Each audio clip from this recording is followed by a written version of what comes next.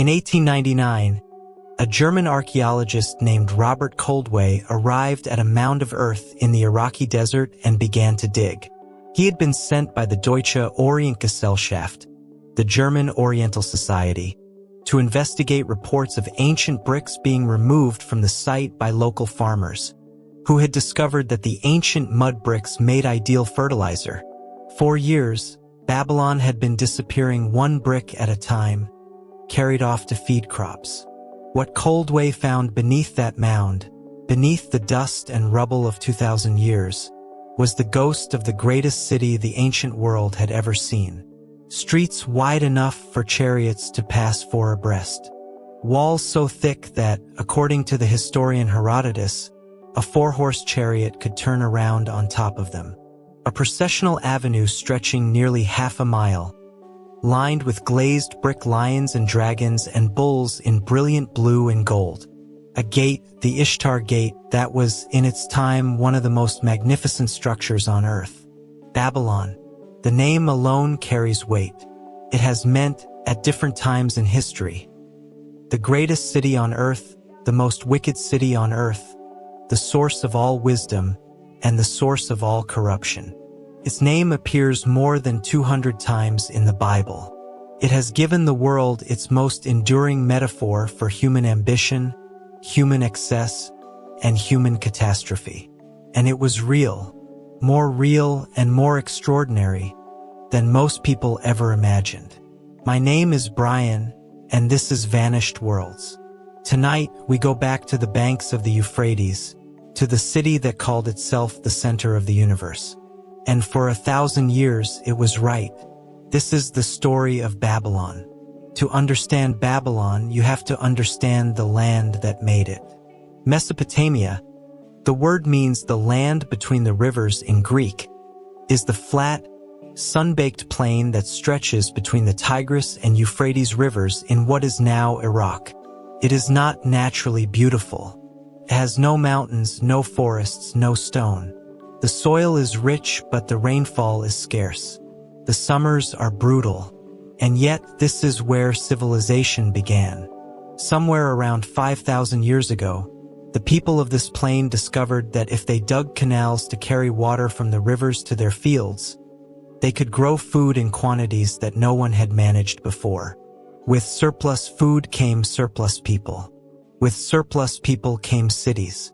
With cities came writing, law, mathematics, astronomy, literature, and war. Babylon was not the first city of Mesopotamia. Before it came Uruk and Ur and Nippur and Akkad and a dozen other places whose names most people have never heard. But by the second millennium before the Common Era, Babylon had emerged as the center of everything. It sat on the Euphrates at the point where the river could be most easily crossed, making it, inevitably, a crossroads of trade and power. Merchants came from Egypt and Anatolia and the Persian highlands, and the cities of the industry armies came too. The city's first great moment came under a king named Hammurabi, who ruled from roughly 1792 to 1750 BC. Hammurabi is famous today primarily for his law code, a remarkable document carved into a column of black diorite that laid out the rights and responsibilities of Babylonian citizens with a precision that would not be matched for centuries. An eye for an eye, a tooth for a tooth. The phrase comes from Hammurabi, but Hammurabi was more than a lawgiver. He was a conqueror who brought the whole of southern Mesopotamia under Babylonian control and built his city into the unquestioned capital of the ancient world. After his death, Babylon rose and fell and rose again, conquered by the Kassites, then by the Assyrians, then recovering, then conquered again. It was destroyed at least twice and rebuilt each time. It was a city that simply refused to die, until finally it did. The Babylon that most people imagine, the Babylon of massive walls and processional avenues and the hanging gardens, is the Babylon of Nebuchadnezzar II, who ruled from 605 to 562 BC. Nebuchadnezzar is the Babylon of the Bible. He is the king who destroyed the temple in Jerusalem and carried the Jewish people into captivity in what the Hebrew scriptures call the Babylonian exile. He is, in Jewish and Christian tradition, a figure of terror and power, the instrument of divine punishment. In Babylonian history, he is something more complicated, the greatest builder the ancient world had ever seen. When Nebuchadnezzar came to power, Babylon was already large and impressive. When he was finished with it, it was something else entirely.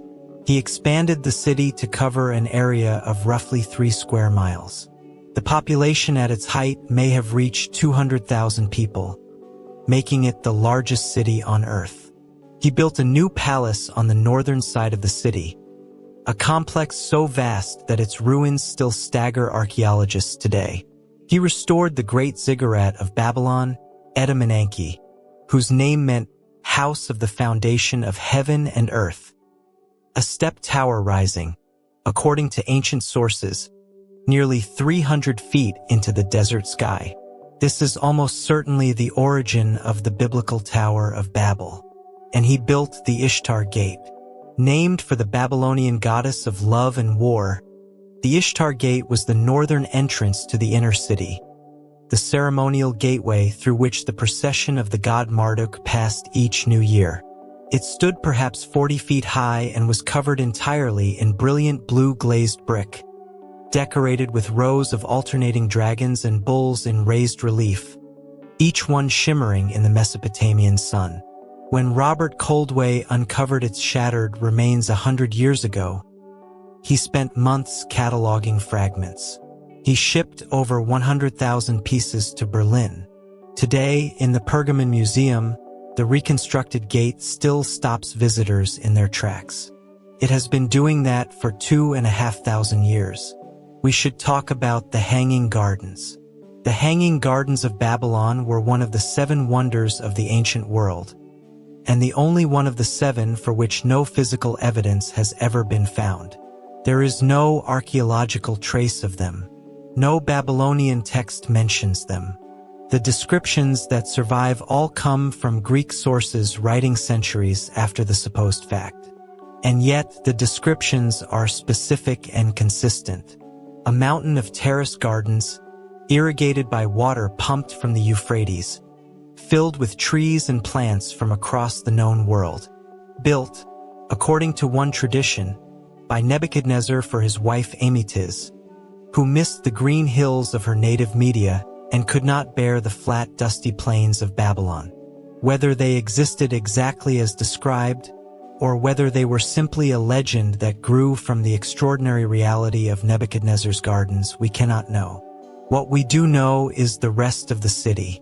The processional way, the ceremonial avenue that led from the Ishtar Gate through the heart of the city, was paved with limestone and flanked by walls of blue glazed brick decorated with lions, the symbol of the goddess Ishtar. It was wide enough for vast crowds to line both sides as the golden statue of Marduk passed each year on a boat-shaped carriage drawn by white horses.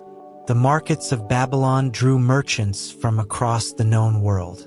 Silk from somewhere far to the east, lapis lazuli from Afghanistan, gold from Nubia, spices from Arabia, cedar wood from Lebanon.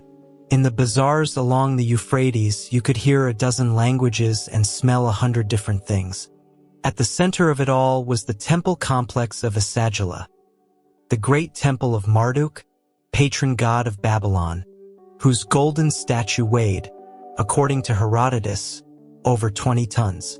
His priests administered the city's economic life, kept records on clay tablets, studied the stars, and maintained the calendar that much of the ancient Near East lived by.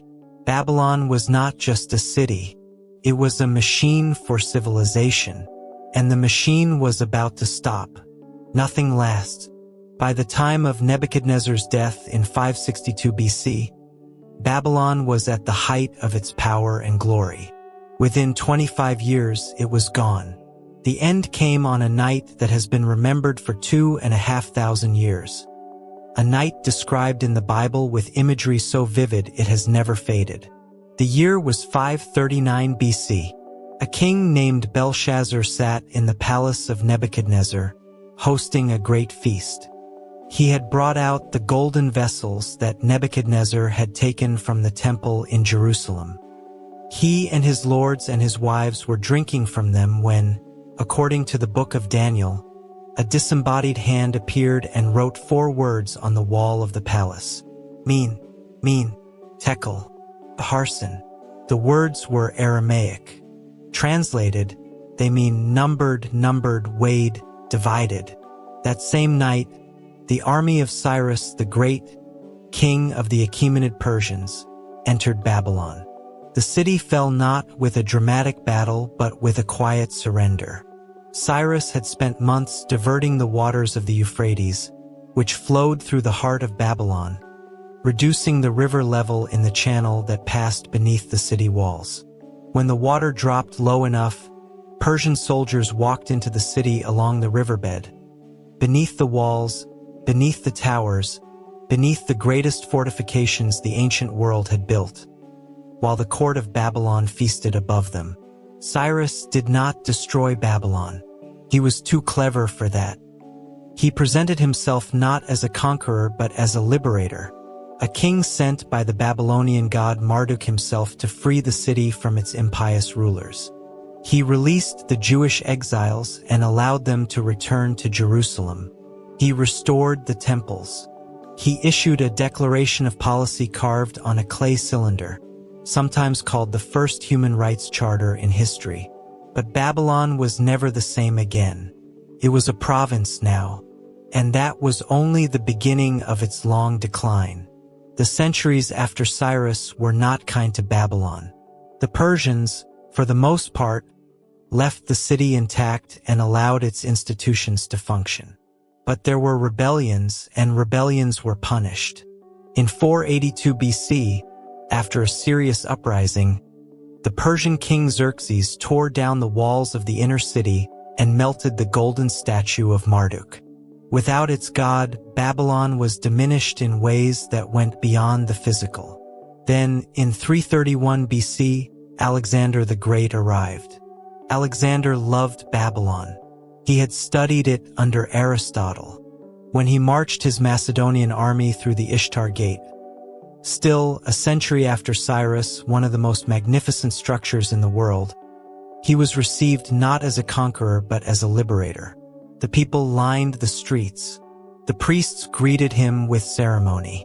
The city opened itself to him like a long-lost thing returning home.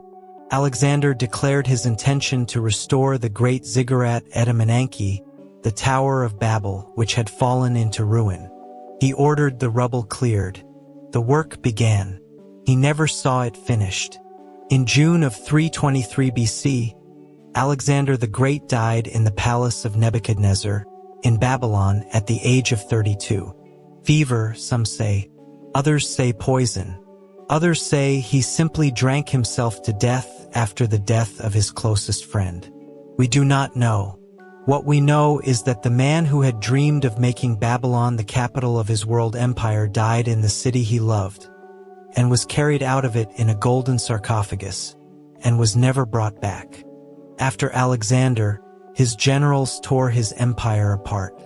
The Seleucids, who took control of Mesopotamia, built a new capital nearby, Seleucia, and began stripping Babylon of its population and its wealth. The temples fell silent. The markets emptied. The mud brick walls, no longer maintained, began their slow return to earth. By the 1st century AD, the city was a ruin. The Greek geographer Strabo visited the site and compared it to a great wilderness.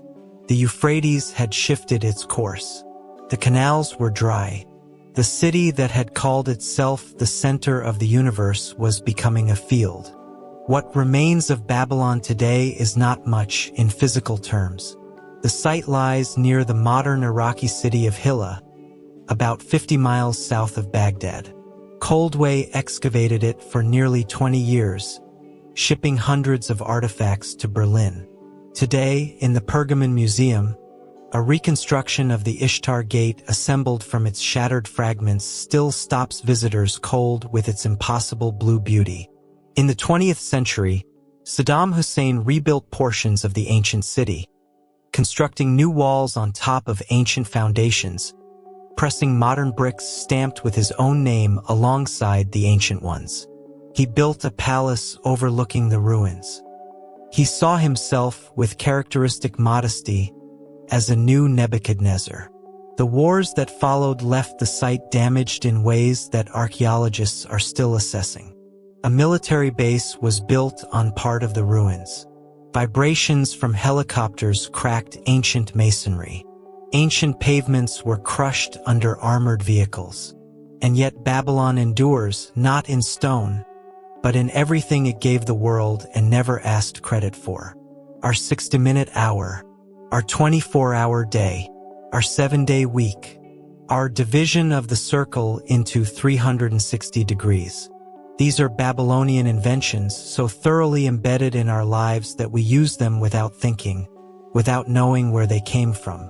The idea that the stars move in predictable patterns, that eclipses can be calculated in advance, that the universe operates according to laws that human reason can discover. These ideas were Babylonian before they were Greek, and Greek before they were ours. The flood, the creation, the tower that reached to heaven. These stories in the opening books of the Bible trace their origins, at least in part, to Babylon, moving westward through the ancient world, acquiring new meanings and new names, but carrying within them the memory of a civilization that existed along the Euphrates 4,000 years ago. Babylon was the first city that tried to be everything. The first city that imagined itself the center of the universe and acted on that belief, building walls and gardens and temples and towers to prove it. It was wrong about being the center. Every city is. But the attempt was magnificent, and the dust that remains still tells the story for those willing to listen. This has been Vanished Worlds. If these stories matter to you, subscribe and come back, because the past is full of cities that once believed they would last forever.